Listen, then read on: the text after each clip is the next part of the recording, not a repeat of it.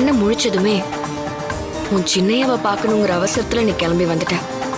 ஆனாலும் மனசோட வேகத்துக்கு உன் உடம்பு ஒத்துழைக்கணும்ல.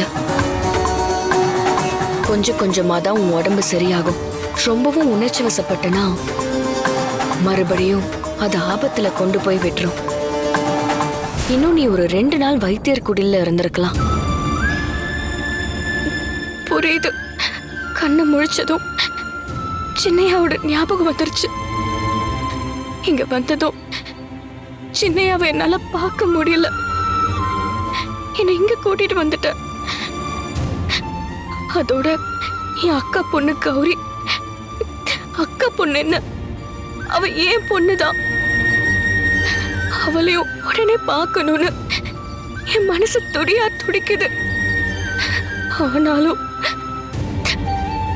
அவளை பார்க்கிற கொடுப்பன இன்னும் எனக்கு கிடைக்கல. உன் நிலைமை எனக்கு புரியுது.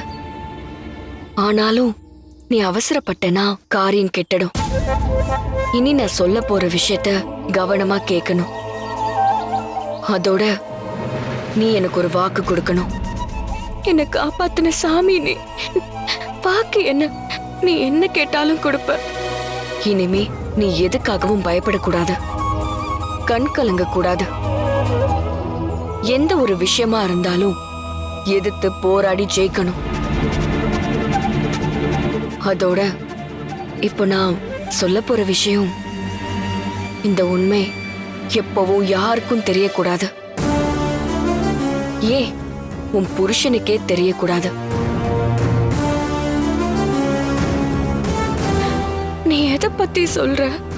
இத்தனை நாளா உன் இடத்துல நான் தான் இருந்தேங்கிறதும் இப்பதான் நீ திரும்பி வந்தங்கிறதும் யாருக்கும் தெரியக்கூடாது.